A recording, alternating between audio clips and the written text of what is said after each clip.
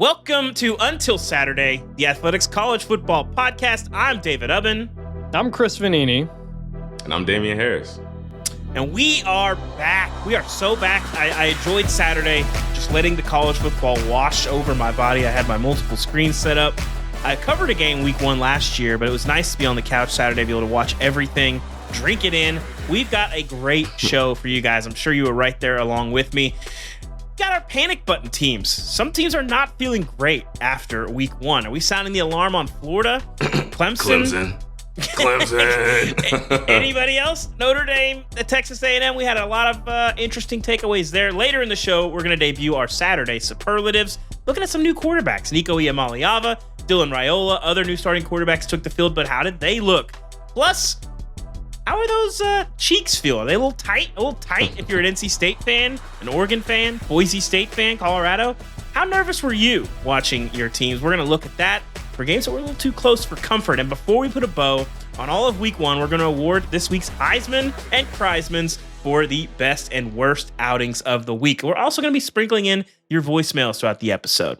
So send us your voicemails before we record on Sundays, and they'll be played in the Monday podcast that you're listening to or watching now. We love hearing from you guys. It adds a ton to the show. That's at 316-462-9852. So leave us a voicemail, and we will play it on the show if it's a good one. So make it a good one. Guys, let's get into it. Good week to not be Billy Napier. A tough outing for his team. Never good when you're at the podium and use the term embarrassing, and also perhaps struggle to get open a bottle of water. Yeah, I was going to say that fight with that water bottle was tough. Good. That might have been as tough as the game for him. That didn't look good. Miami outgains Florida 521 to 261. Cam Ward looked incredible. But let's start with Florida. We knew they had a lot to lose here. Are we hitting the panic button on Florida, Chris? Yes. Florida needs to panic for so many reasons that are not just this year's team.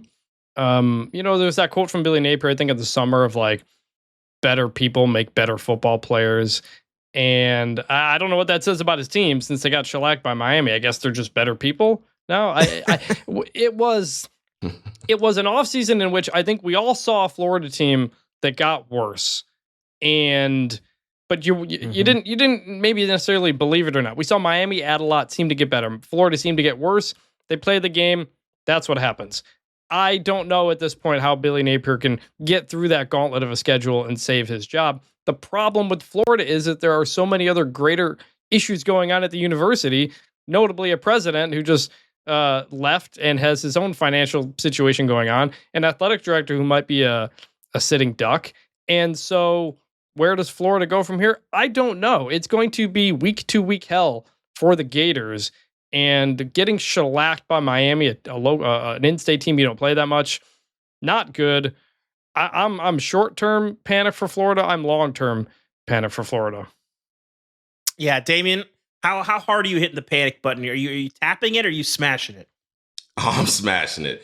I knew going into this game that, Billy Napier, going into this season, really, Billy Napier was at the top of the list of guys, coaches on the hot seat. And Florida just showed a total lack of regard for improvement, a total lack of just awareness of what situation they're in. Like, you guys should be as a team, you should be way better than you are. It's not a lack of talent. It's not you can't convince me that that's what it is. I mean, we're talking about the University of Florida. We're talking about the Swamp. We're not talking about a lack of talent. We're talking about off the field stuff. We're talking about their team, their president, we're talking about so many things that don't necessarily just revolve around talent. So for me, it's such a structural problem. Obviously, there's the off the field things, but whenever we're talking about the structure of a team and the organization of it and the disarray, it obviously starts with the head coach. So Billy Napier, I mean, you were my guy. I love you. I mean, you coached at Bama and we had a great time, but you're on the hot seat, pal. I mean, I'm stomping that panic button right now. I'm with you guys. I'm panicking big time on Florida. I don't think that you could draw up a worse debut than not only losing, but losing to an in-state opponent, like you mentioned, losing in a very embarrassing fashion, and just getting pushed around. Miami made that look pretty easy. Cam Ward had some pretty spectacular plays, but Florida couldn't really run the ball. They did okay protecting Graham Mertz, but definitely did not pressure Cam Ward. We hit on that on our Thursday preview show. I really thought Cam Ward was going to be able to have a lot of time. I didn't think he'd have as much time as he did. And you saw it when he was scrambling, when he was running to the next level, when he was trying to buy some time. He looked completely calm, unafraid of the swamp and the fans. Let him know after. I think he said after the game, "Hey, fans, you're supposed to yell when we're in the huddle too, not just when we go to the line." I like this kid, man. He was feeling himself. And he looks like it on the field. And the swag was off the charts from Cam, and he looked pretty impressive.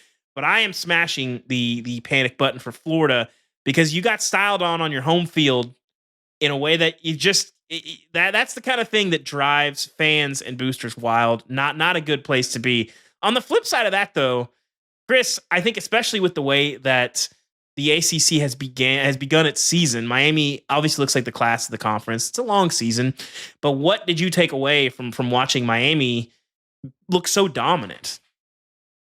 Real quick, one last thing on Florida. Not only did everybody, kind of jump on Billy Napier, his predecessor did. Did you guys see Dan Mullen? He retweeted ESPN's Matt Barry, his coworker there, about how the previous head coach went to three New Year's Six bowl games and got fired. And Dan Mullen's out there, just kind of retweeting that, not so subtly of what's going on.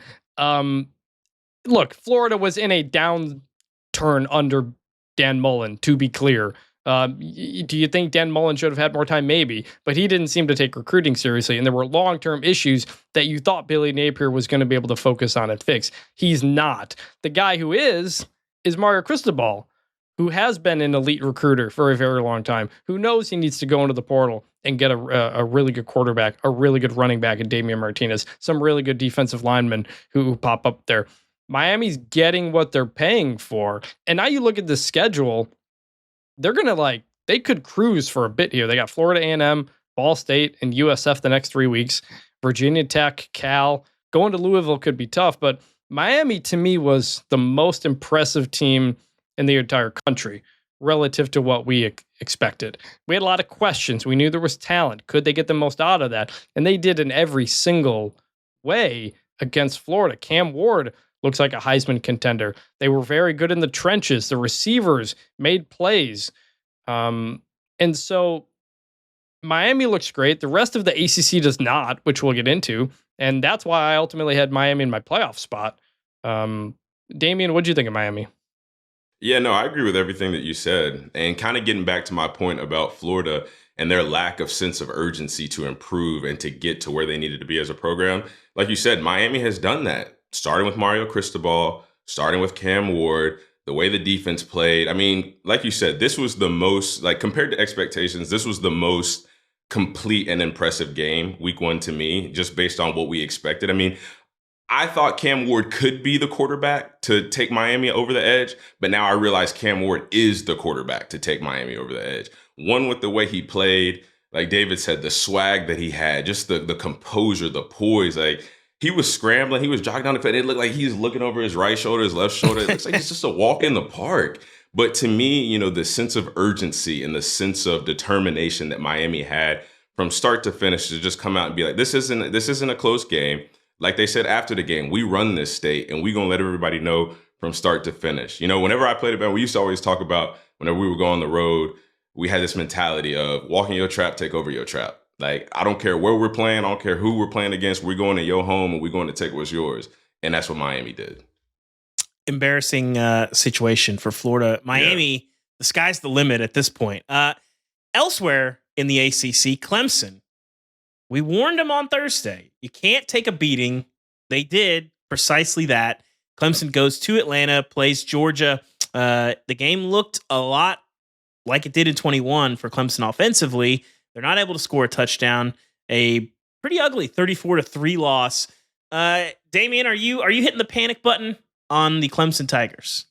Absolutely. And the reason why is because Dabo Swinney looked about as defeated as I've ever seen him after that game. I know we're talking about Billy Napier and, he was talking about how disappointed he was and how embarrassed he was. But when I watched Dabo Swinney in the press conference after the game, I just saw a man that looked defeated.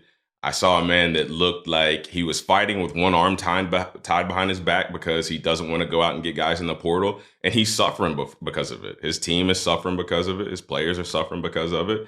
And whenever you're competing against a powerhouse like Georgia, you have to be able to match up. And they didn't match up anywhere on the field.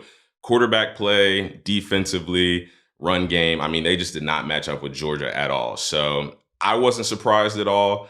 But yeah, Clemson is definitely in panic mode. I think Dabo needs to go back to the drawing board, get with his group of advisors, whoever helps him make these decisions. And they really want to look at what are we going to do? Granted, Clemson has had success in the past. We all know that, but this is a production-based business. So if you're not still producing, it doesn't matter. Your track record ultimately doesn't matter until you retire. And then people can talk about, oh yeah, I accomplished this. I beat Bama 2 times in the Natty, whatever. Well, if you're getting routed by Georgia for consecutive years and you're not competing with the top teams in the country, all of that stuff doesn't matter. So Clemson definitely needs to regroup and figure out what they're doing.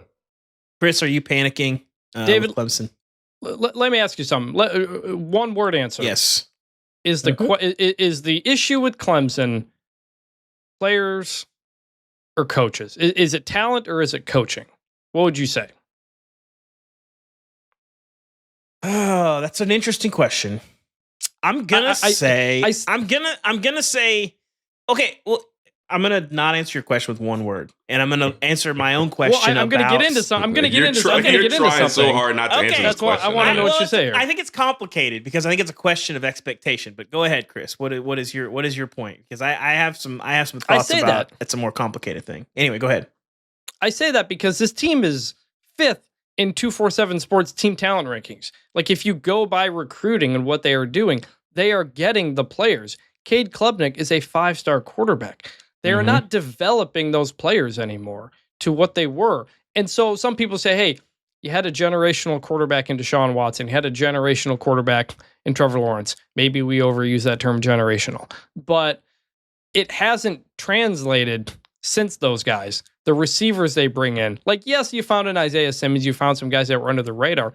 But they're getting 5-star kids. They're not turning them into 5-star players. And so that's where it's like, hey, the portal or not, improve your roster. Do you need to? Yes, but also, like, the roster is also pretty good already. Georgia won a national championship a couple years ago without taking a transfer. It's about getting the most out of what you have, whether that's evaluation, whether that's development. And Clemson is just not doing that. And so I think a lot of that comes down to coaching is where I start with in terms of, are your players getting better? They're not. I'm out on Cade Klubnik. One of the first throws of the game, he missed Maffa. I was like, man, this is going to be a long day for him. And it was. And it just... Long day. It continues to trend downward. Here's where I'm at on Clemson. If you think that Clemson was going to compete for a national title or push be included in that top tier, then yeah, you need to be panicking. But Georgia's not in the ACC. They're not going to play Georgia every single week. I think they can still compete, win the ACC, make the playoff. I still think they can sniff 10 wins. I think the problem is it's very hard to talk about Clemson in some of the ways we talk about Colorado as well, because you have to define what are we talking about. I think Clemson's still a good team. I think they can still win 9 or 10 games. They might end up doing that. I liked what we saw from them defensively. Offensively, still have a lot of questions about the weapons, particularly in the passing game. I would be very curious to see Cade Klubnik in a different situation. I liked the Garrett Riley hire. I didn't see a lot yesterday that tells me that they are still letting him do what he does. It feels like there's maybe some restrictor plates on that offense. But there's not a lot, when you watch Clemson, there's not a lot of guys that make you say, wow. I think they're good enough on the lines to take care of business in the ACC and at least be a factor in that title race. But I'm pulling the panic button out of the closet. I'm setting it on my desk right in front of me. I'm not pressing it yet because I remember everybody giving up on Oregon when they got rocked by Georgia in their opener not long ago, and they still ended up being a pretty good ball club. So I think Georgia might have that effect on teams, and there's a lot of teams in the ACC that are not Georgia. So yeah, I think they can still make the playoff. I'm not panicking. But I think so. I think they're still going to be in a playoff, be a playoff team. But I do think that Georgia did illustrate how far Clemson is from where the program once was. And I think if they played in Oregon, if they played in Alabama, if they played in Ohio State, if they played, Georgia again, I think we'd see similar results because those are much more complete teams. Damien, when you look at Cade Klubnik and what you've seen from him so far in his career, what do you make of his performance? And when you watch Clemson, what's the difference in the Clemson teams that you played in the national championship and these that we're watching now? When I watched Cade yesterday, I was very underwhelmed by his sense of poise. I felt he was running out of the pocket a lot, which tells me obviously he doesn't trust his offensive line. It also makes me question, does he trust his reads? Does he trust his progressions? Does he trust his arm? Does he trust him? What does he trust? You know what I mean? Mm-hmm. Like we're sitting here talking about in a game where they're getting shellacked and he's just like, I look like he was running around for his life last night. Like I truly thought yesterday he looked like he just was not, he was never in a rhythm. It never seemed like plays were easy for them. I mean, their defense ultimately kept them in the game for the first quarter and a half. I mean, that's really what saved them, kept them in the game. But as far as Cade, I didn't really see too much from him that made me think, okay, this kid is ready to play against the top teams, the top defenses. Because again, like, yes, I know we're talking about Clemson can still be good. They can still be a good ACC team. They're not going to play a Georgia until they get to the playoffs. But if we're talking about Clemson, like a program that has won national championship, that has consistently been a powerhouse, like the expectation is to win championships. Like if I'm looking at Dabo Swinney, if you win the ACC this year and that's kind of it, like that's not progressing, that's not still producing at the same level. So to me, that's just what it is. Like David, you were talking like, well, what is the expectation for this Clemson team? Like, what are we talking about in terms of expectation? Well, when I used to play against Clemson, I expected them to be in the national championship every year. I expected them to be in the playoffs every single year. I expected them to be a team that even as a powerhouse SEC team, we were going to have to play this team and we were going to be in a dogfight, which we were. Sometimes we won, sometimes we lost. So I think it's a little bit of a mindset thing right now. Again, I go back to Dabo Swinney feeling defeated. Cade Klubnik's just his scatteredness in the game yesterday. And then again, that expectation of like, well, what is the expectation? I think Clemson is trying to figure out, well, what's our expectation? What do we expect for ourselves? So I think that just the mentality around the program, like we talked about, they're not developing guys at the same capacity that they were before. I think it's turning, there's so many things, it's just turning into like a culture problem, I think. Mm-hmm. Chris, you had Clemson at number 16 in your first Athletic 134. How far does a 31-point loss to Georgia, who you had at number 2, drop a team like Clemson in the Athletic 134? Yeah, the funny thing about the thing about the week 1 ratings is that they don't come out until Tuesday. So you're actually getting these early on the podcast right now. So it may move, it may shift a little bit here and there, but I've got Clemson down to number 23 after losing to Georgia. I don't drop them too far because Georgia is now my number 1 team in the country after what they did. And we've seen Georgia do that to a lot of teams. So I think Clemson's still in that top 25 range, kind of where they finished last year. But, it's the playoff is now, you're going to have to win the ACC pretty much, we feel like, at this point in terms of where they go. So Clemson still a top 25 team, but you're going to have to turn that around because other teams are going to start racking up big wins and they're going to start moving up ahead. Well, guys, the last time we saw Diego Pavia and Jerry Kill was gently chiding our favorite Southwestern quarterback for relieving himself on rival New Mexico's practice field before the season. They go and win a bowl game, but now they have reconnected at Vanderbilt. And we talked a lot about Virginia Tech leading up to the season, a team that a lot of people liked in an ACC where people had questions about Florida State, about Clemson, about Miami at the top, and said, hey, this team that's bringing it back a lot. Yeah, they went 6-6 a year ago, but we might see a bump here from Brent Pry. Instead, they go to Nashville in the First Bank construction site and lose in overtime. And they didn't just lose in overtime. They got outplayed by Vanderbilt. That was not, especially the first half. Vanderbilt was pushing them around and they rallied. It was 17-0. Yeah, it was an impressive effort to get back in that game, but Virginia Tech was behind the 8 ball for the majority of that ball game. Chris, are you hitting the panic button on Virginia Tech as a team to take seriously in the ACC race? I am hitting the panic button, and I'm someone who was leading that Virginia Tech bandwagon. They brought almost everybody back from a team that finished the year really strong in an ACC that is kind of wide open.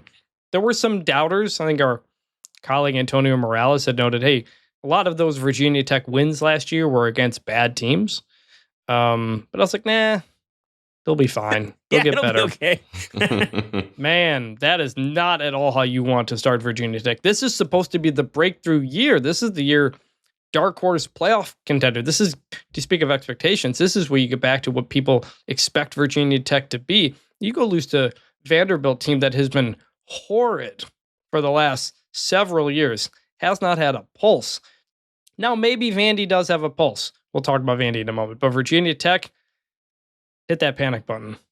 I didn't know how much adding a Conference USA Player of the Year can help a program, but it seemed like Vandy had some juice to them. We'll talk more about them a little bit later on in the show.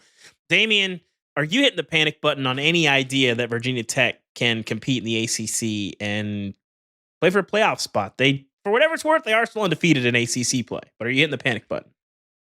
Absolutely. I mean, I was right behind Chris on the Virginia Tech bandwagon. I mean, I thought with their returning players, I thought that they would definitely have the ability to come in and compete. And, this is an SEC game, so I do always expect the SEC to reign supreme. But I did see this as a game where Virginia Tech can make a statement.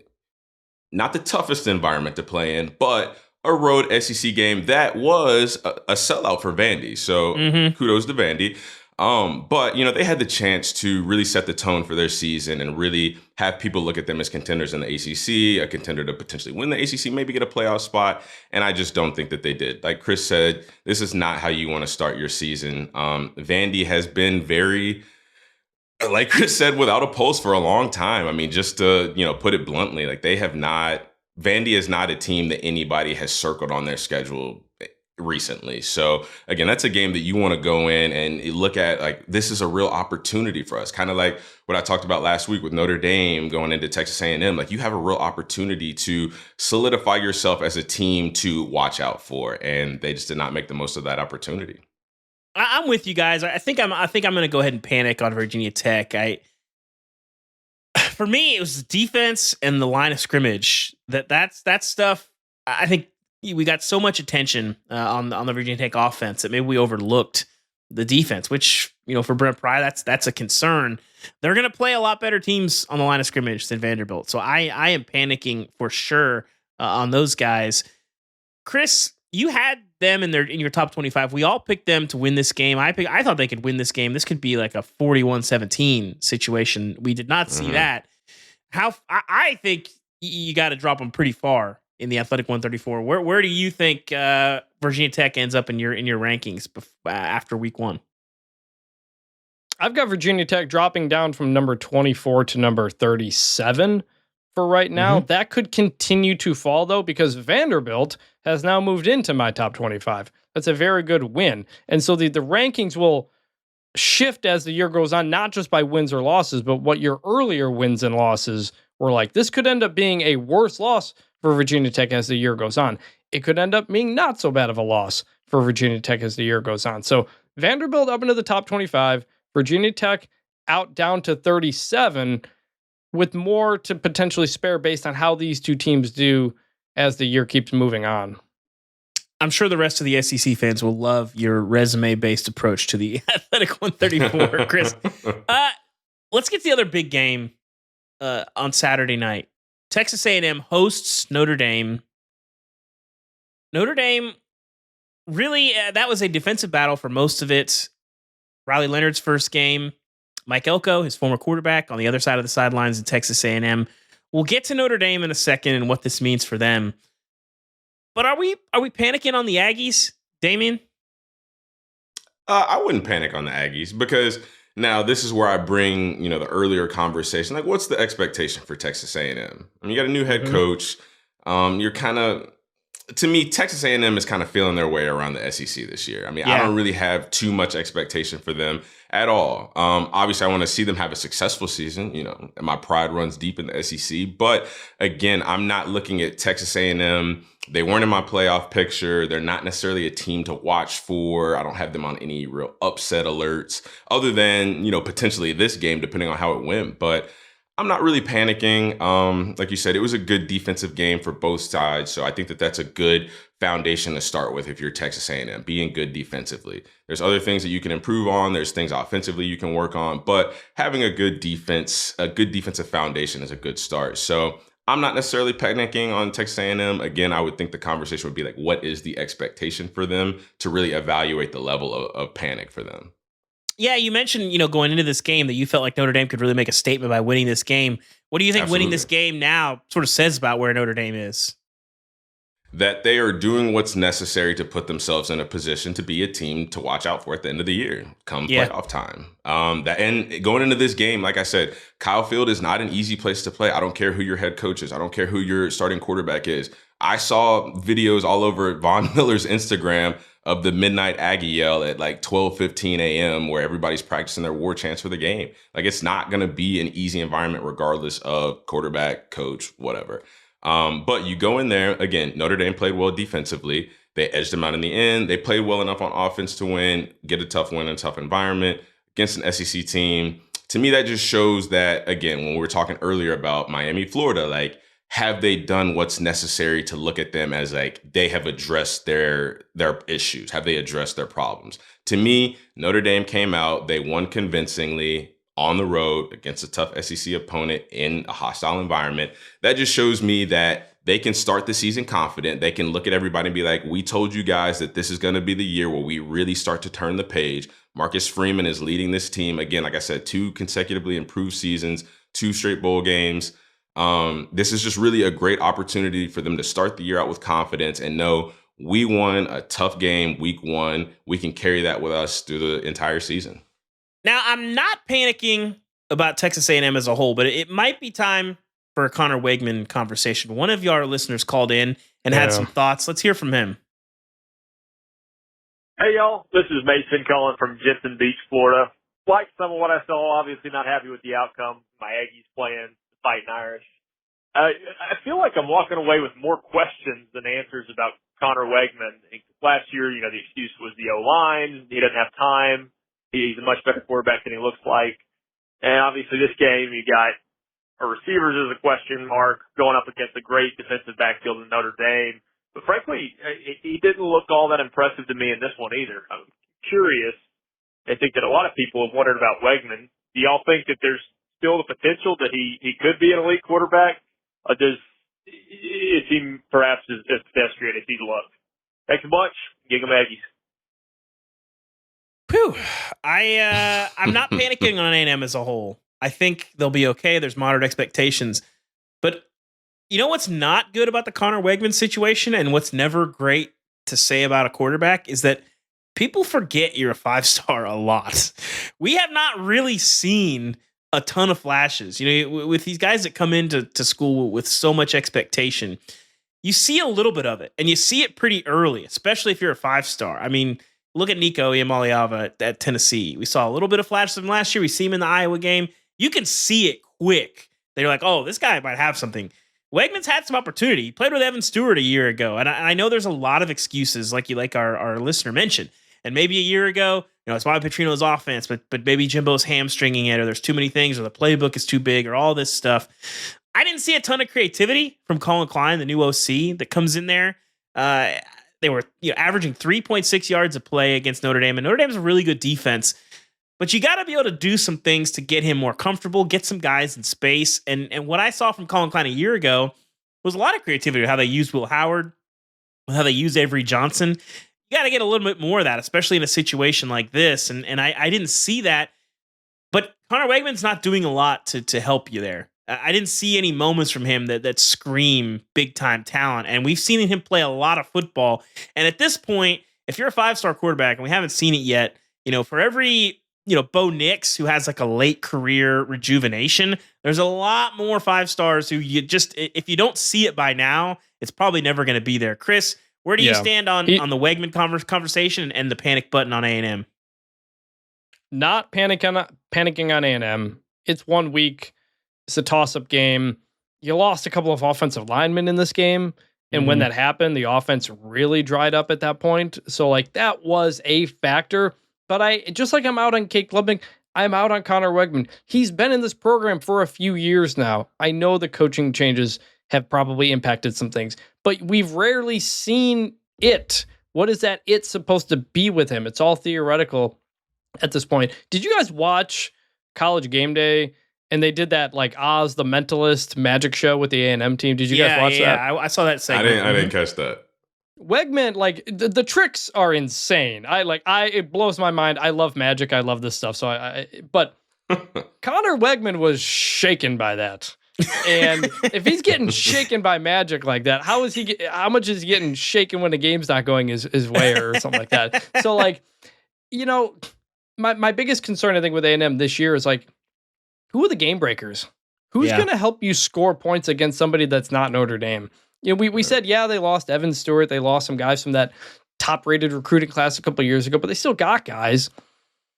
I don't know how many guys they got. They've got a schedule where they play some really tough defenses, and it's going to be a struggle for a while, I think, for this team to score points. And so it might be a bit of a long slog for A&M. When you talk to coaches about that team, that was a concern they had. They were like, Weigman, I don't know, you can maybe see it, but they don't have a lot of really good receivers out there, running backs and guys who can make plays. They weren't scared of this Texas A&M offense. I think the way Notre Dame played defense, you could tell that was the case.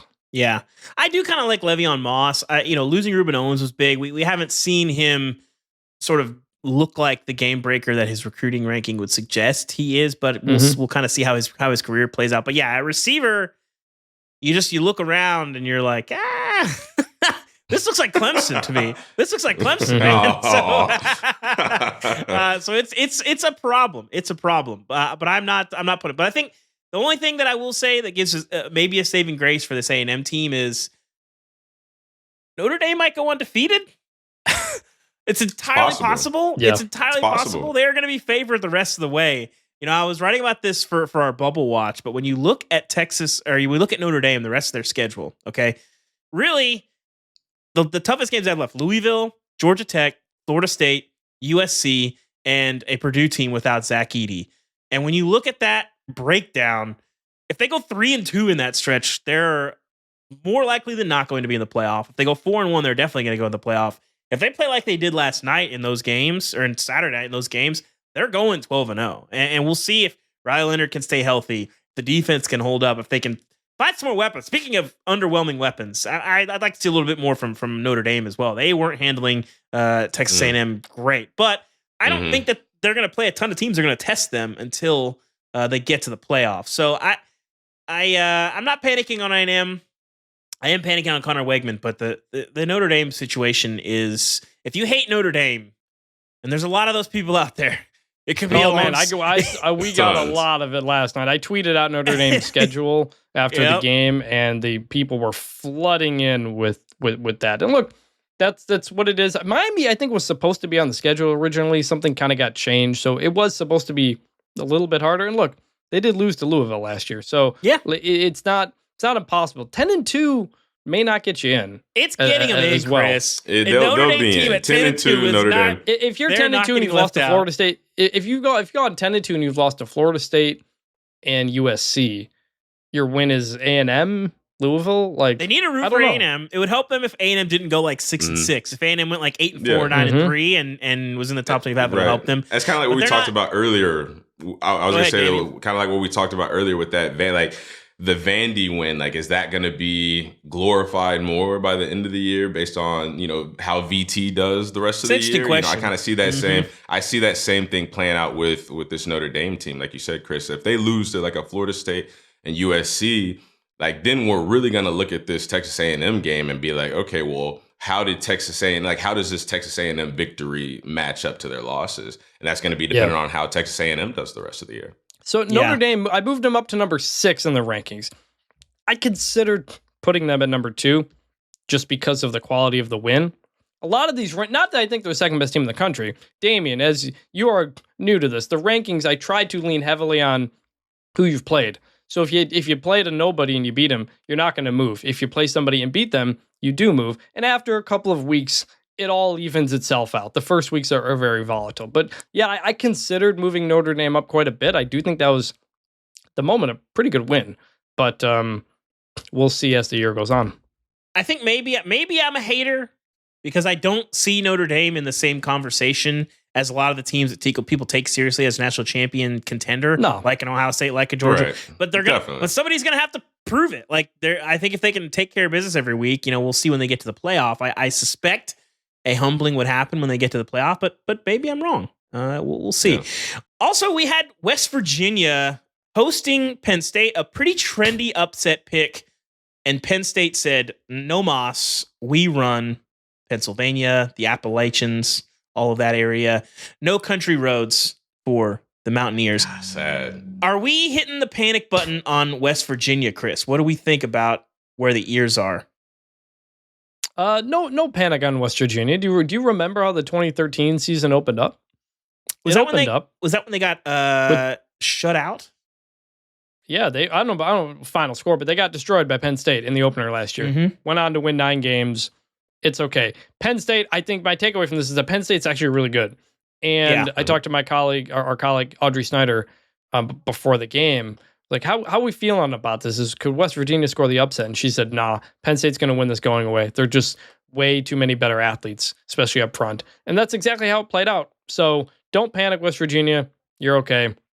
Penn State looks like a team that may not just make the playoff, but maybe win a game or two. If they are going to, as someone famously said, chuck it deep. Chuck it deep! Like that, with that really creative offense, Penn State's looking good. Damien, where are you at on West Virginia? Panic? No panic. No panic. Like Chris said, I think this game showed more for Penn State than it did not for West Virginia. I think that this showed, with the opportunity at hand, that Penn State is going to be a team to really focus on and a team that could make a playoff run, win a game or two. We'll see what happens whenever they get there. But again, this game was way more telling for Penn State for me than it was for West Virginia. So yeah. I very well can see West Virginia, dropping this game. But then, like Chris said, they won 9 games last year after getting demolished by Penn State. So I can still see them having a successful season. No panic. Yeah, I'm with you. I think, you know what I saw that I haven't seen in a long time in Penn State games? Open receivers and some nice running lanes. And to me, Penn State didn't upgrade a ton at receiver. I think they didn't really improve much at all in terms of personnel. But you bring in Andy Kolodnicki and he could scheme some guys open. He didn't have world beaters at Kansas, but you can scheme guys open. We've seen this. It's a tale as old as time. You don't have to have, Jerry Jeudy and Devontae Smith to have guys open. And we saw that. Mm-hmm. I'm still gun shy on Drew Aller. I want to see some more from him. But if you have a pocket and you have some open receivers, you can look a lot better than you did last year because he didn't have hardly either of those things pretty often. So I'm not panicking on West Virginia yet. I think I'm very coyly purchasing some more Penn State stock, not telling anybody about it, but just buying a little more Penn State stock and stashing it. It is time to talk close calls. There were a few of them. We're going to start with, I think, what might have been the most fun game that I watched all weekend, other than maybe Arizona and New Mexico, the super, super late game. Boise State survives 56-45, going down to Georgia Southern. Ashton Jeanty, our NFL people love him. Dane Brugler has him as the number 1 running back in this class. The NFL people are watching Boise this year. I think he's probably under respected from college football fans, but maybe not anymore. 6 touchdowns, 267 yards, the Mountain West Conference rushing touchdown record. He is the reason that Boise survived that game. Boise ran over them early, jumped out to a big lead, and then was trailing. I think it was 30-28 in the fourth quarter. They blow that lead, and then Jeanty and Sire Gaines turn it on. They run wild in the second half. That was a lot of fun. Chris, you had your eyes pretty clearly on Boise.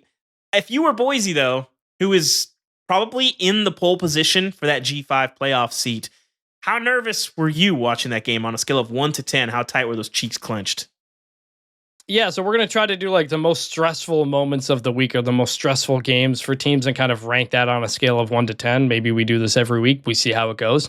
I think if you're Boise State, the cheek clenching at that point, I'd put that at a 9 because this is week 1 and you've got Oregon next. And if you start 0-2, you are out of the playoff picture within 2 weeks of the season. Boise State absolutely could not allow that to happen. So you get in that fourth quarter, you are freaking out a little bit. Now, you knew you could rely on your running backs. You mentioned Ashton Jeanty. Funny story about Ashton Jeanty.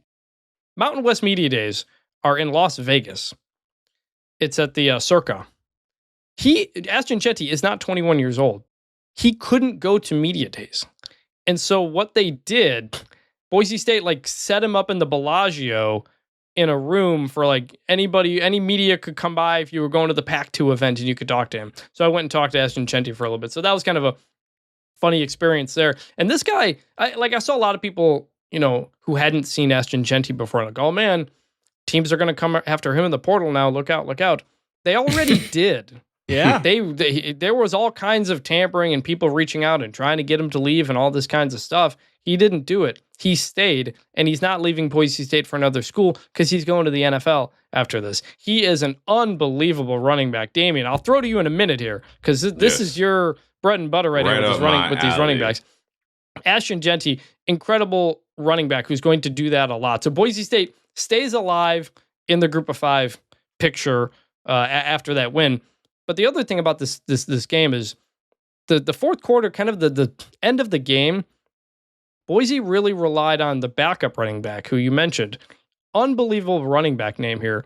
Sire Gaines. 12 carries, 110 yards, and a touchdown. Also, he's 17 years old. He's a true freshman. He is unbelievable. Wow. Boise State has a history of some really good running backs. They've got 2 right now, potentially. So that was huge for them. Damien, the running back. How much did you love seeing Ashton Jeanty break off a couple 70-yard runs for touchdowns? By far and away, my favorite stat, my favorite game, my favorite highlights of the weekend. Seeing somebody, I don't care what conference you're playing in, I don't care who you're playing against. When you see over 200 yards, you see 6 touchdowns, combined over 300 yards, 7. I mean, that is... You pray for nights like those. Truly, I prayed for a lot of nights like those, and I never had a night like that. Truly. I mean, this is a special, special 2-headed monster that these guys have at Boise State. And for me, my level of concern is high. For Chris, I agree with you on your reasoning behind, like you said, if you lose this game and then you go 0-2 to start the season, you're out of the playoff picture. Absolutely. But what really surprised me about this game and what made me feel super urgent and made my cheeks pucker for Boise State is the fact of when you can run the ball like that, that's the equation for controlling the ball, controlling the clock, maintaining drive, sustaining drive, staying ahead on the down and distance. Now, granted, these were a lot of explosive runs, but at the same time, you use running the ball as a mechanism to control your opponent, maintain time of possession, and really just control the flow of the game. So to run the ball that efficiently and to still be behind, after being up and jumping out, then you get behind in the fourth quarter. If you cannot control the game by running the ball that efficiently, that's a problem. Because again, whenever you really break down the philosophy of football, that is the point nowadays, especially in such a quarterback happy, spread the ball around happy system of offense that we see being played nowadays. So my cheeks were definitely clenched because there's no way you should be able to run the ball that effectively and be in a position to where you go from being up to being down. And now you're like, well, are we going to win? No, if you run the ball that efficiently, your bases should be covered. So I was puckered up to see that. But again, on the flip side of that, seeing those running backs have a day like that, I mean, I'm so happy for those guys, man, because again, it doesn't matter what conference you're in. Like we said, NFL guys, NFL scouts are watching that game. They are watching these backs. They see what they did. And when you put up numbers like that, 20 carries, 267 yards, and 6 touchdowns, I don't care where you are in the country, that is going to get you looked at. That's going to get people's eyes on you and people's attention on you. So really happy for those guys having a hell of a day in the office. That's just what you love to see. So scale of 1 to 10. Where are you on the butt clenching scale? How nervous I was were you? I was at a 10. I was at a 10. Okay, I was definitely at a 10 because again, yeah. like I said, being a running back and knowing what the purpose of running the ball is, right? Like running the ball, obviously you want to make explosive plays, you want to break the game open, you want to take it 70 yards, but there's a method behind running the ball. Every run is not going to be a 70-yard touchdown. It almost looked like it in this game, but realistically, that's not how it is. You get 2, you get 3, and then later in the game, 3 turns to 10, 10 turns to 12, and then you really start to bust it open. But to be able to just run the ball that efficiently and not have full control of the game, that had me on the edge of my seat. It had me at a 10. I mean, I was clenched up, I was puckered up, but I'm glad that they were able to get a win so they didn't spoil those guys' day, because that would have been a real letdown. I'm not going to lie. Because those 267 yards, those 6 touchdowns, that's great. That's well. But at the end of the day, it's a production-based business, and it's about getting wins. So I'm glad they could pull it out for those guys. I gotta ask, with all due respect to Sire Gaines, Damien, you played with D. Liner, didn't you? Say that one more time. You played with D. Liner, didn't you, back in the day at Alabama, the defensive lineman? I don't think so. I don't think he there when I was there? He didn't play a ton for Alabama. He went to Arkansas State, but he is the name champion, a defensive lineman named D. Liner. I was curious how much that came up in the locker room. But let's get to some other cheek puckering games. North Carolina. Well, Ubben, did you give us a 1 to 10? What's your 1 to 10? I'm going to go 8 because if you can't get stops against Georgia Southern, that doesn't look great for when you're going to have Oregon coming to town, and Will Stein is going to be able to scheme some stuff up. And you probably showed plenty of stuff on tape that literally as we speak, I'm sure Will Stein and crew are dissecting. So we'll see. North Carolina, my other team that was in some pucker mode, they go up to Minnesota, win that game, but Max Johnson gone for the year. It looked like it was a knee, and then it looked like somebody said it was a hip, but it's a broken femur. That is not great. He's out for the year. Connor Harrell steps in. Omarion Hampton was really good in that ball game, 129 yards on the ground. Advertised. Yes. But where are we at on the North Carolina cheeks clenching scale, Chris? 1 to 10. I mean, in that game, I want to say I was maybe a 4, because I mean, I had picked Minnesota in this game. You're going on the road. You lose your quarterback at one point in the game. I like, obviously you're nervous, you want to win, but it wasn't like, man, if we lose it, if Minnesota hits that kick at the end, or how big a trouble are we in? So I was less on the stress scale. I do think it's a problem for North Carolina moving forward. Obviously, lose Max Johnson, but North Carolina, solid win, good win. But on the stress scale, 1 to 10, I'm going to give it like a 4. Damien, where are you at? Yeah, I'm right around that 3 to 4 range. I wasn't super puckered, obviously, like Chris said, with the loss of Max Johnson and some other things. Like, these are things that you're going to have to worry about the rest of the year. But as we saw, Minnesota ultimately beat themselves, and this is a good road win for North Carolina. So yeah, I'd go right in that 3 to 4 range. I wasn't super puckered. Thursday night, NC State tied at 14.5 against Western Carolina. They rallied in the second half. Grayson McCall did not look fantastic. A couple underthrows, a couple picks in that game. Or underthrew an early flea flicker, had a pick. Casey Concepcion looked unbelievable in that ball game, but I am still not feeling great about NC State, really, on either side of the ball there.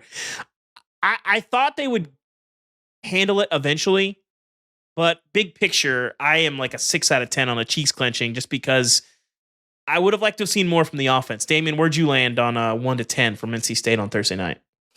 About a 5, because again, I didn't really have too many expectations for North Carolina State going into this game.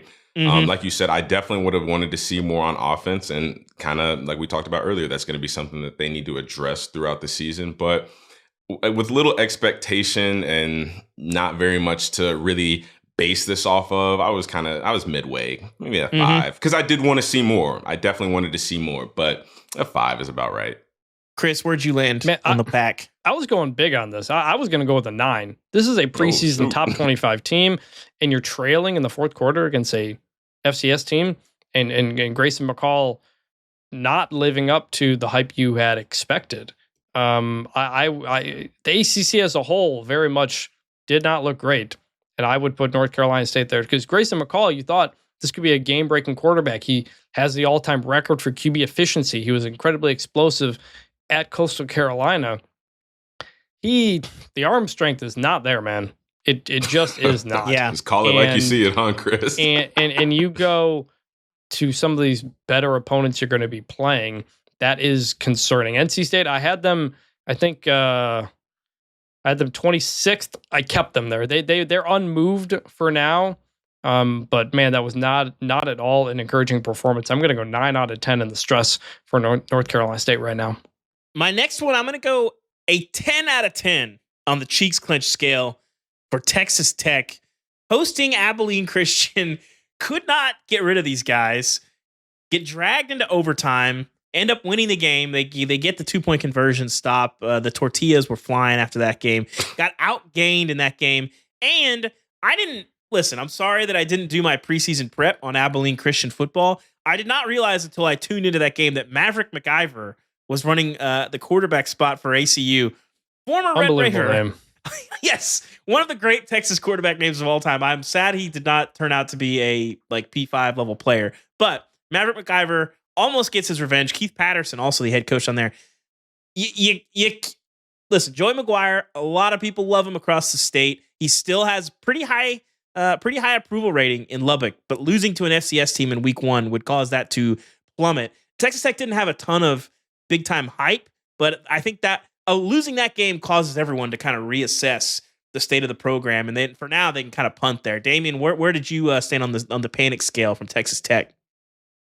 I was at about a 7 because, like you said, you do not want to start your season off losing to an FCS team. I don't care what Division I school you are in the country. You do not want to start your season losing to an FCS team. So to have to go to overtime and have to win on a stop 2-point conversion, again, you find a way to win. And that's, at the end of the day, Bill Belichick used to always say, the game of football is about finding a way to score one more point than the other team. And they did that.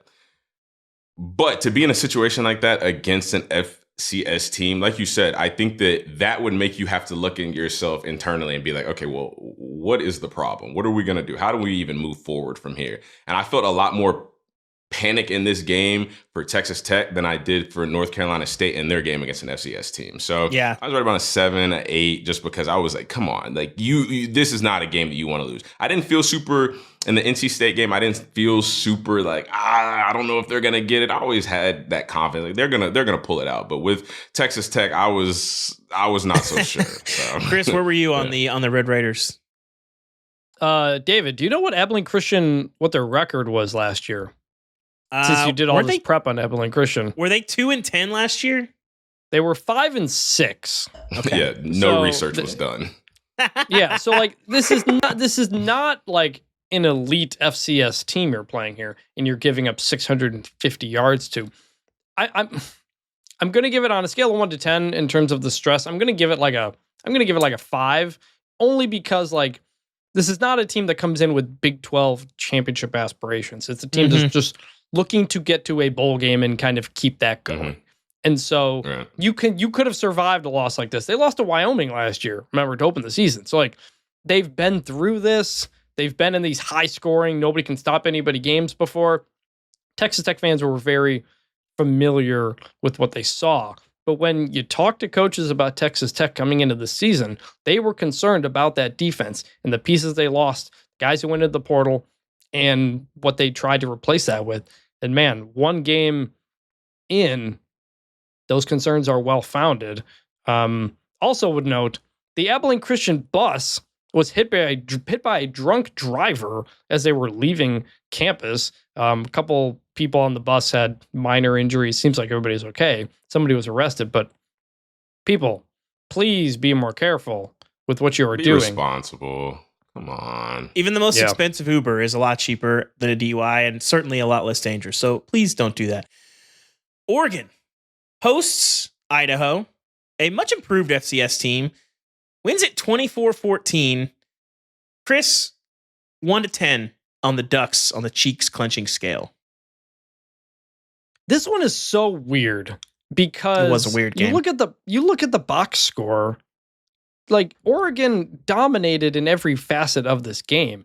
It's not like Idaho was moving up and down the field. They had barely 200 yards of offense. It was just like the yards per play really weren't there. Oregon threw the ball 50 times in this game. They ran the ball 37 times. That's 87 plays, and he only had 487 yards. So it was like, it was unusual. I'm gonna say though, like the on the stress level was up to 7 out of 10, because there's a period late in that game where it's a 4th and 7, 3-point game deep in Idaho territory. Oregon's going for the 4th and 7. If Idaho gets a stop here, they're getting the ball a chance to go win the game. Idaho jumps off sides on a hard count, creates a 4th and 2.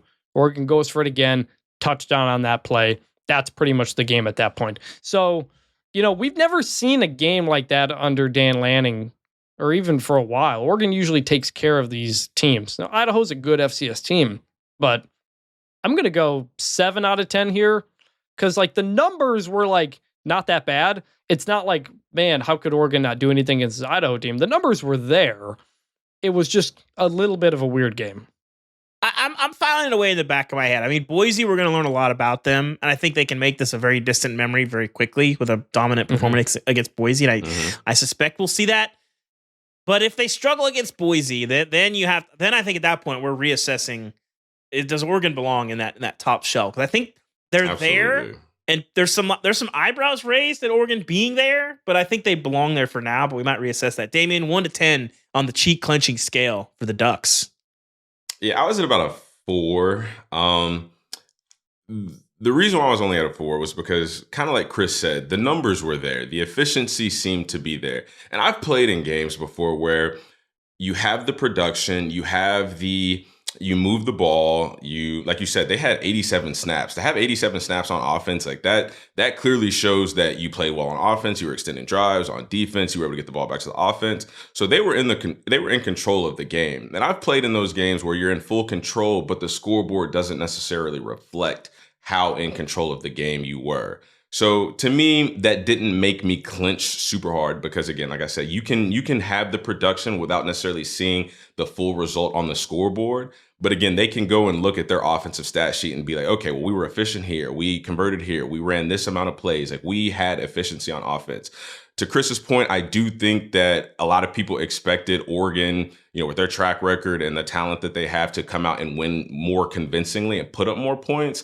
But again, I have played the game where you control a lot of the game and the scoreboard just doesn't really reflect that. But when you come out of that game knowing we controlled them, granted, we probably gave them a little bit more than we should. We could have executed better. We could have found a way to get more points, but we were in control of the game. We won, it's okay. We have a lot of things to build on. So I was right in between. I was about 5. Well, we have a new segment, Chris, that was your brainchild. It was how is Colorado upsetting everyone moment of the week? People get so mad about Colorado. I was in the building for that game. They were the better team, but they needed a second half rally, a third quarter shutout to get back in front and beat North Dakota State. Pretty compelling football game. Travis Hunter was unbelievable. Lights out. What did you make of the Colorado debut, Chris? I mean, it was the team we expected. It's still, they can't run the ball. They're not great at protecting the quarterback. Shador is going to throw the ball around and do really well. Travis Hunter is going to make unbelievable plays. And that's it. Like, if you're looking for an area of improvement, Colorado stopped the ball pretty well. I mean, they averaged 3.7 yards per carry allowed, and the leading rusher was the quarterback, 81 yards, a lot of those on scrambles. So, like, there's some improvement there, but I think on the whole, it kind of looked like the same Colorado team. And Deion, I know everybody got on Deion for not kneeling at the end. It wouldn't have ended the game if he kneeled it out. There would have been about like 10 or so seconds. Right. But man, you make that decision. North Dakota State's throwing a Hail Mary for a chance to win the game. Like, that did not need to happen. Yeah. So, like, steady, slow progress. North Dakota State covered, but Colorado, like, you did enough. You did what you needed to do.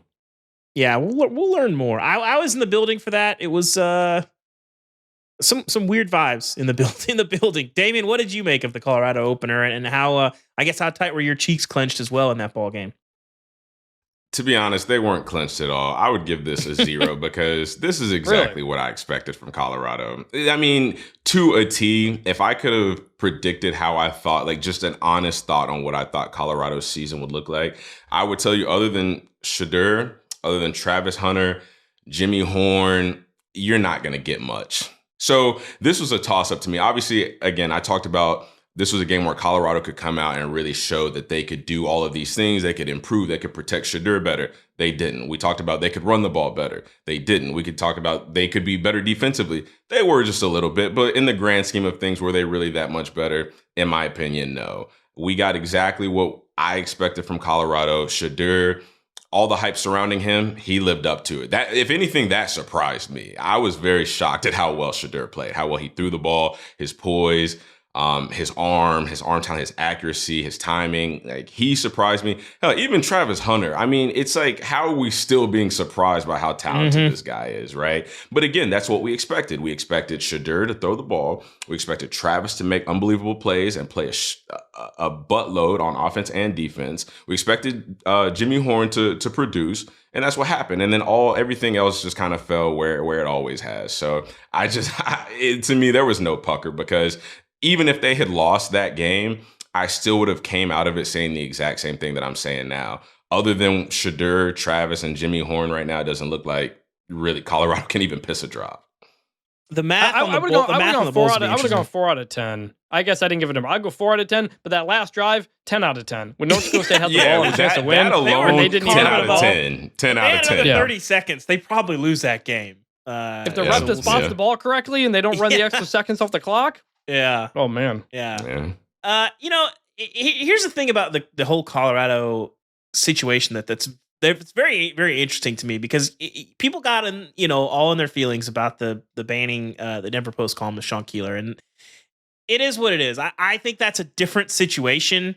Banning somebody, a columnist who you just disagree with them, talking. I think Mark Jones on the broadcast referenced that Deion felt that Sean was attacking his faith, which I can see how they got there if he has the term false prophet in print. But the idea is more that he's referring to Deion saying he's going to do all of these things, and we have yet to see that come to fruition. The idea of we're going to win championships here, win playoffs, whatever. But to me, the thing that I find interesting about the Colorado ecosystem, media-wise, is Deion is already very, very insulated. And I think that not a lot of people recognize this. So the way that things work post-game, or really in a lot of press conferences during the week or whoever, is that a lot of places there's just sort of scrums where anybody can ask, and then there's moderated press conferences. Well, all availability at Colorado is moderated, which means that school officials are calling on certain people. Okay, some of the post-practice availability with assistants and some players is a little bit more open at Colorado, but post-game and then the press conferences when Deion specifically is at the mic, it's all moderated. And anyone who's a national reporter who comes there can tell you that Colorado does not call on very many national people. I've been in Deion pressers like 6 or 7 times, and I think Dennis Dodd at CBS got called on once, maybe a couple times. I've gotten called on a couple times, but it's very, very rare.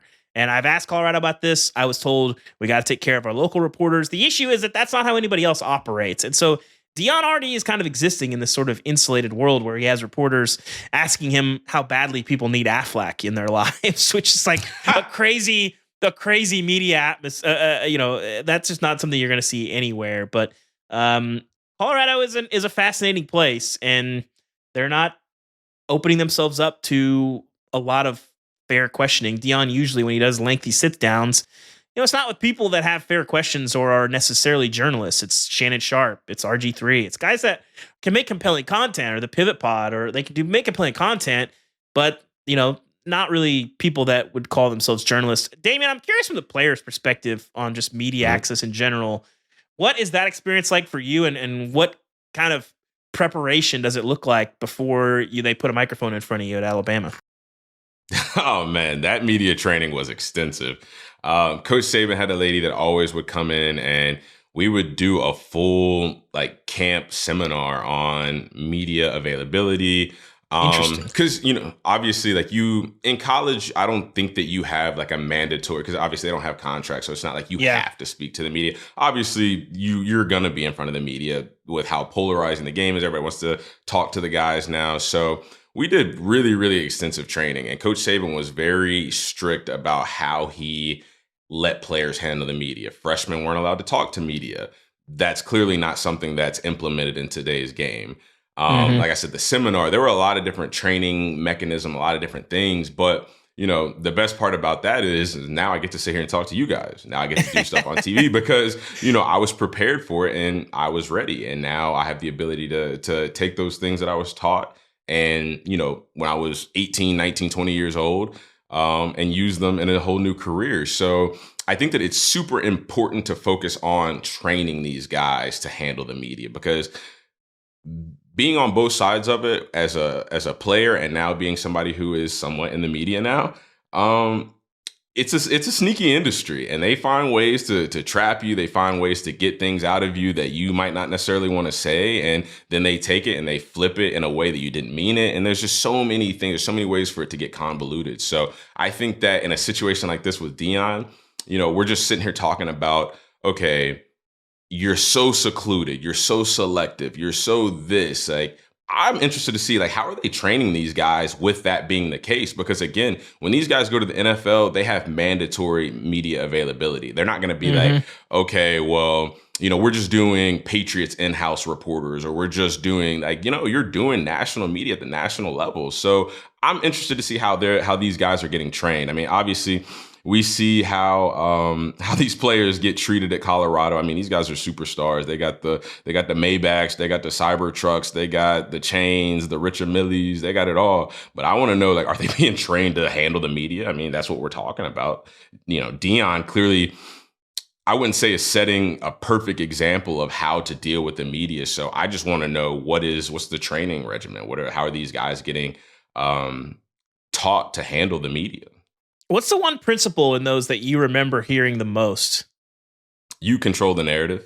No matter what the question is, no matter what the subject is, you always own and control the narrative. So whatever you want to be out there, you put that out there. Again, you can ask me, is the sky blue? But if we're sitting here and I have a message about this team needs to get better at this, or this team needs to do this, like, that is the narrative.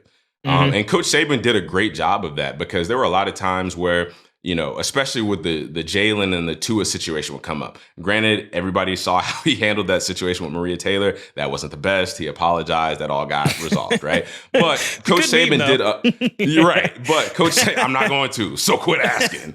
But, Coach Saban did a very good job of always controlling the narrative. And we were just taught that, like, what your message is, you are your own message. You are your own brand. Control that. And so getting control of that at an early age and learning that, you're not backed into a corner of, well, I just got this question and I really don't want to answer it because I don't like the way it was framed, but then I feel obligated. So I just give an answer. And the next thing I know, I've got a headline out there with my name attached to it saying something that I didn't want to say, conveying a message that I didn't want to convey. And now I've got a target on my back because I look like I was talking out of my ass, like. You want to control your narrative. You want to control your message. So that was the biggest thing for me. And I think that that's important, especially with these guys inching closer and closer to being like professional athletes. It's very important to understand, yes, you are your own brand. You are your own message. Just control it. And no matter what the situation is, always present your message. Let me stand up for media there real quick. I don't think twists and change certain narratives and stuff like that.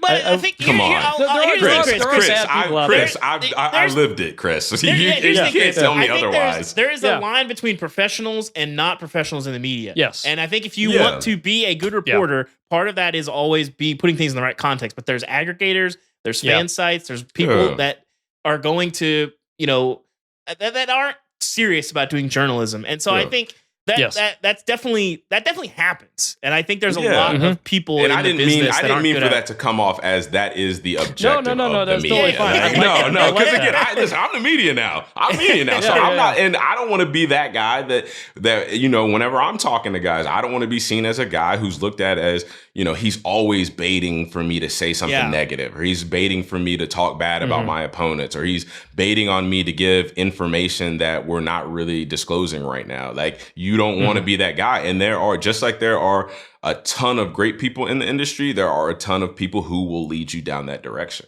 Yeah, and I think to bring it back, I think that's a lot of what Deion Sanders feels. He himself has been a part of the media for a very long time. He has been in that spotlight for forever. So he just comes into this job in a completely different world than most college football coaches do. And so that, I've told this story before, but I went to cover when his name was thrown around for the Florida State job back when he was an assistant coach at a high school here in Texas. And I went to the game, watched the game, and he just kind of walked off the field with people afterward. And I said, "Hey, Deion, reporters want to ask you a couple questions." And he said, "No, don't talk to you. Only talk to the documentary crew that I've got following me here."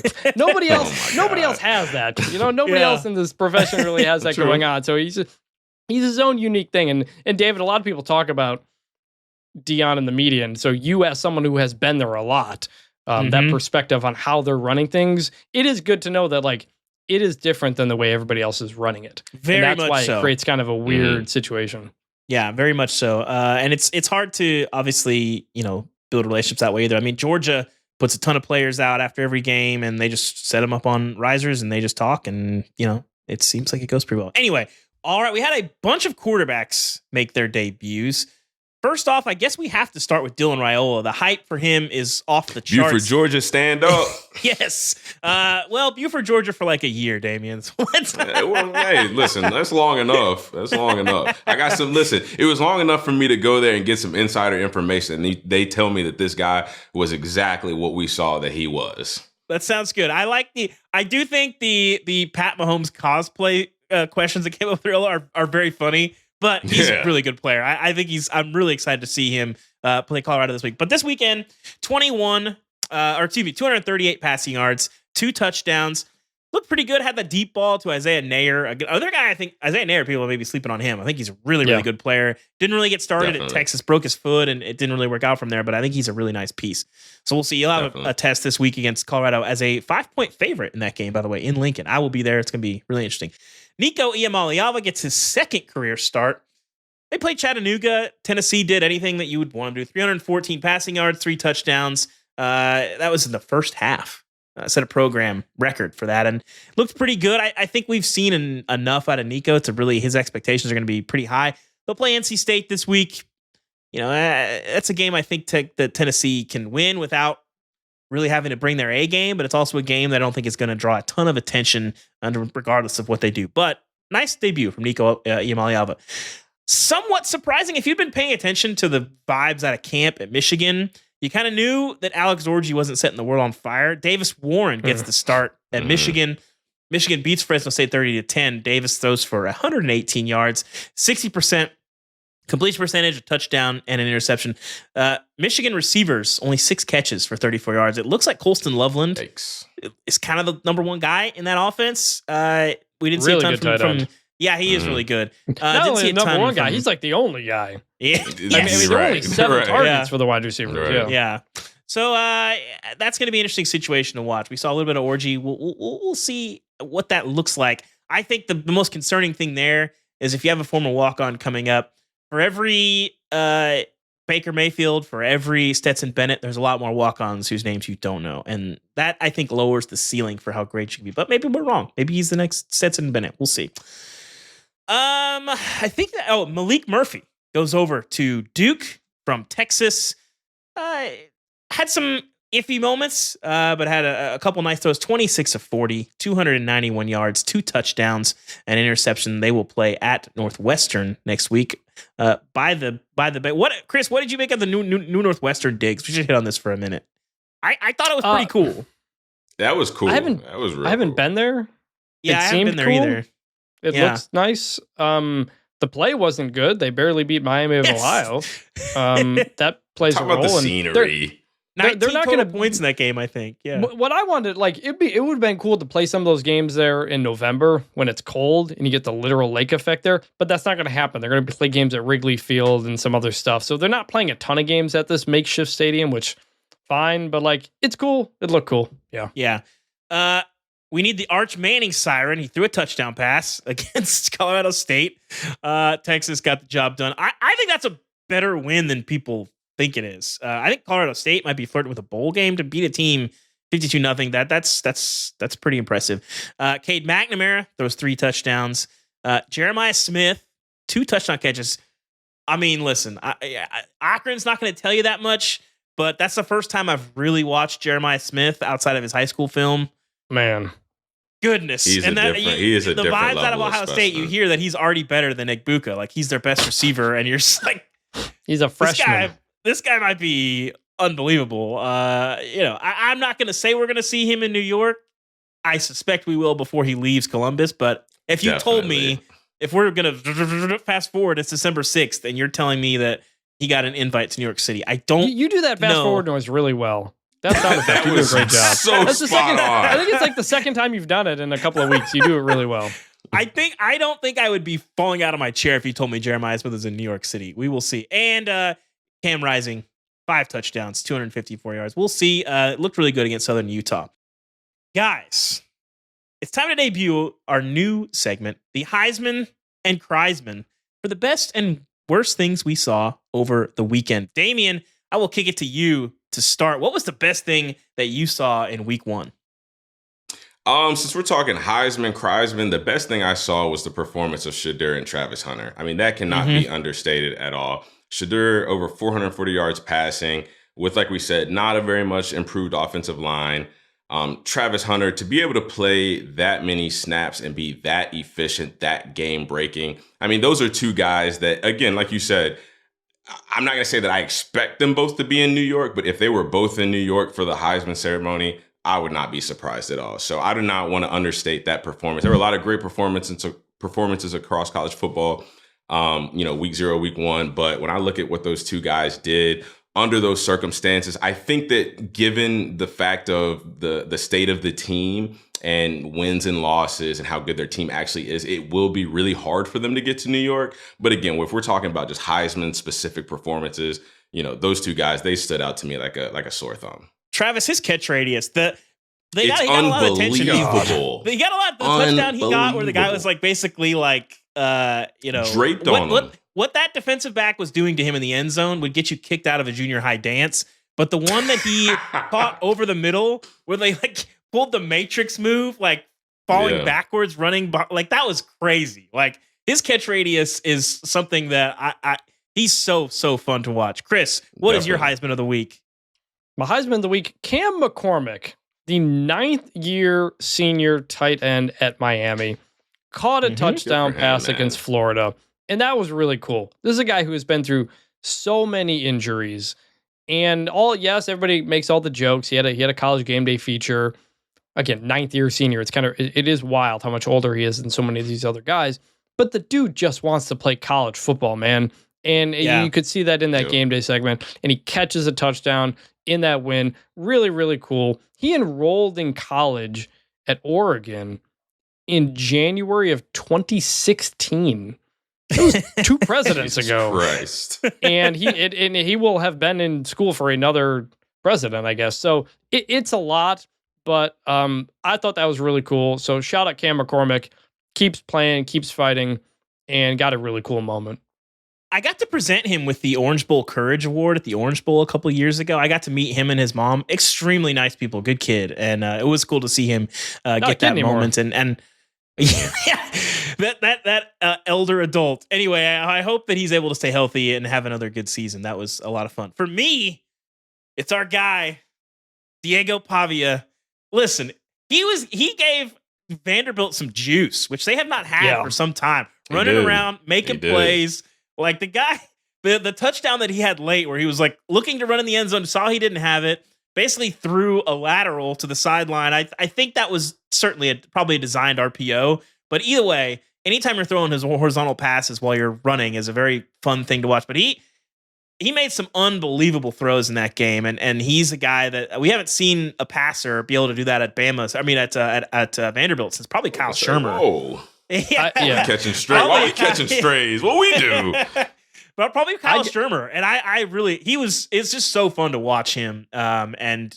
Vanderbilt has not been, even when they were beating Kentucky and Florida in consecutive weeks a couple years ago, they weren't like that fun. They were pretty fun yesterday, and seeing them celebrate and Jerry Kill being on the sidelines, that was cool. So Diego Pavia, you have my week 1 Heisman.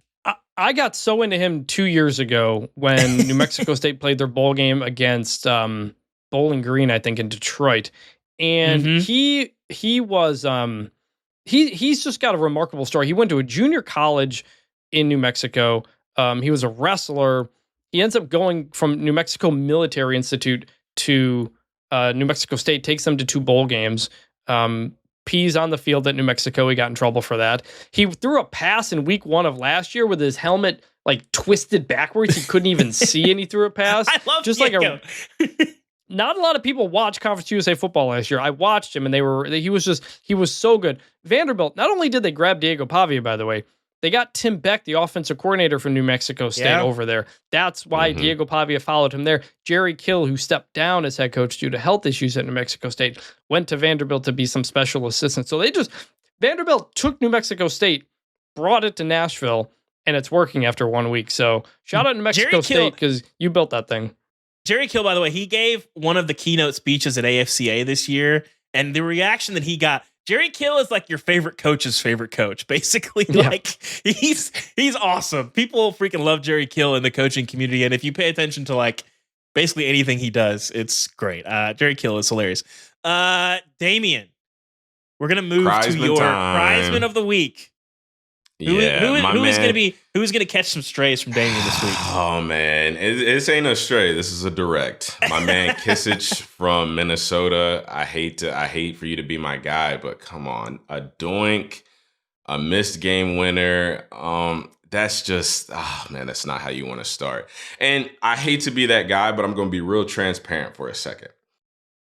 Bill Belichick. I always refer to Bill Belichick, and I always want to, just because like there's a method behind all of this, right? And I might have been trained to think one way, but hey, I think it's right. Bill Belichick used to always say, everybody has a job to do, and whatever your job is, you need to do it. As a kicker, again, I hate to be this guy because it sounds really bad, but you have one job. You have one job. Your job is to guarantee us points.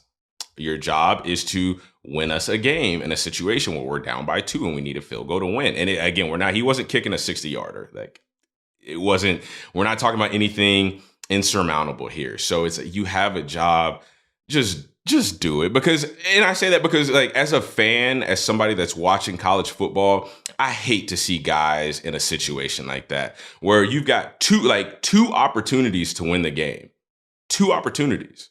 One, you make one of those 2 field goals, you're up by 1. The whole storyline of the game is completely different. Maybe you don't have to kick a game winner. But again, as a fan, like I hate to see guys like that. I hate to even talk about Criesman, but my man Kisich, you got a doink. You had a missed game winner. You're my Criesman for the week. To me, it was crazy that they settled for a 46-yard kick. They had enough. Oh, and not to mention, I was gonna say, not to mention, and then the missed field goal, the missed game winner, and the fireworks. Oh no, that's they shot the fireworks off after the miss. They were trying to make him feel better. You accidentally shoot off fireworks after missing a game-winning field goal. Like that just makes everybody from Minnesota should just win. He missed the kick, and they're like, you know what's gonna cheer this guy up? Some fireworks. Hit the button. Yeah. Let's go ahead and brighten this day. Do. Chris, what is the worst thing that you saw this week? Well, my Criesman for this week is not a specific player that happened on the field. It's actually something that happened off the field. And it's the gamers who complained that College Football 25 was too unrealistic. This game comes out in July, and you got people saying, it's too hard to make tackles. The turnovers that happen are ridiculous. This isn't realistic. Guess what? That's college football, baby. And that's what week just one showed football us. in general. We had a Colorado interception that went off a guy's foot. We had Iowa throw a ball into the back of an offensive lineman's head. We had missed field goals, like you mentioned. A lot of a ridiculous one-handed interception by that guy for Robert Morris against Utah State. One of the craziest plays I've ever seen. That's college football. That was in the video game, and people got upset about it so much that EA Sports kind of tweaked the gameplay a little bit because the spin move was too good or something like that. And as someone who uses the spin move a lot with Devin Neal, I was not happy about that. So my Criesman is the gamers who don't watch college football. Believe it or not, there are a lot of people in that college football video game world who do not actually follow college football. I learned this through the process of reporting, and I just want to say they were all wrong. That's college football. It doesn't make any sense. That's why it's in the video game. Beautifully done, Chris. Well said. My Criesman of the week, Florida's recruiting staff. Florida's got to reassess how the entirety of their stadium is set up, because after Miami eviscerated the Gators, the Miami players are making their way off the field. And you know who sits to the right of the opposing team tunnel? That is all of the recruits that were on a visit to Gainesville, Florida. And every Miami player that walked by them got to make a recruiting pitch. There were a couple videos that made their way onto social media. I listen, I don't remember exactly how every stadium is set up, but I'm thinking of the ones that I've spent the most time in. And I don't remember any other stadium having the recruit section sitting right next to the opposing tunnel. That seems insane to me. We got to reassess that because, listen, you're going to lose games at home sometimes. And when you're at home, you're going to have recruits sitting in very, very good seats. We got to fix that. Florida recruiting staff, they tried very hard to get the Miami players into the tunnel, but there's nothing you can do. You can't make them go. And so they were just yelling and saying, hey, come here. We run this state. A tough look for the state of Florida. That has been... Well, especially in the state of Florida, because all these guys know each other. They've all played against each other in that state. A lot of the Florida guys are from Miami. It's all one family there. So yeah, a lot of the Miami guys are going over kind of dapping people up and stuff like that. You gotta be more careful when you're taking your people into a certain place. It's like taking a whole bag of kosher salt and just dumping it right in an open area. Just have some more. It's incredible. I did not realize that that's how the swamp was set up, but they gotta listen. Billy is a very mindful guy who thinks about a lot of things in recruiting. This is one that I can't believe is still going on. So anyone who's listened to the show for a long time knows my wife does not particularly care about college football, and I played her this caller from a show in Knoxville, Voluntary Reaction on Fox Sports Knoxville. She was dying laughing. It's one of the best post-game show call-ins I have heard in quite some time. Producer Cam, let's listen. And they're Florida recruits. These guys are good. That's why I think they'd pull the trigger pretty quickly on getting rid of Billy. Get off the damn sports radio. It doesn't matter to your family. It's a loser situation. My dad needs your help. Ryan? Cosmo Chris. So done with you. I know you don't want to hear. I'll take your $2.5 million.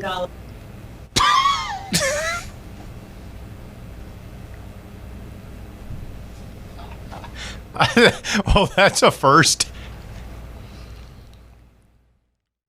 My wife was dying. It's a loser situation. Respectfully, I think people who call in and leave messages to sports shows are some of the greatest heroes society has ever seen. So that's why you should leave a voicemail on the Until Saturday voicemail line. That was great. Listen, college football, even if your father-in-law needs some help, sometimes you got to call and get those takes in after a 66-point win over an in-state FCS opponent. You got to. Scott Frost, also on Scott Frost Day, hired by the Rams. He's going to be doing some consulting there. I forget what his actual role is, but that broke on Sunday. He'll be helping out with Sean McVay.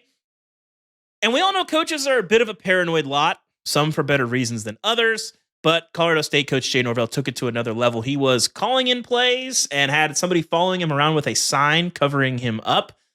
Sometimes we just use a play sheet to cover our mouths when we're reading the play. But hey, why not take it to the next level? That was a new one. That was a new one. Well, guys, we made it. We made it through the week one reaction show. And the best part, we still have some football. By the time you're listening to this, We'll only have one game left, but we're still not done with week 1. Florida State and Boston College. Florida State on the image rehabilitation tour possibility. We'll see. But thank you guys for listening. Thank you for tuning in. That's going to do it for our week 1 reaction. We're going to be back in your podcast feed on Wednesday morning. We got a great show later this week. Please consider leaving a 5-star review on Apple, Spotify, whatever app you listen on. We're there. Thank you for subscribing to us there, and leave us a review. We love those. We love to hear from you guys. Subscribe to the YouTube channel. We always do stuff on there, and you can see our smiling faces, and vote on our Spotify poll. And leave us a voicemail after Saturday games at 316-462-9852. I don't care what your father-in-law needs you to do or what your wife is yelling at you through the door. It is not a loser situation. It is a winner situation. That is 316-462-9852. We're going to play them on our pods throughout the season. We love hearing from you guys. It adds a ton to the show. So for Chris Vannini, Damien Harris, I'm David Ubben. We'll talk to you later in the week. And Miami, your revival is not complete unless you bring back the turnover chain. Thank you for listening.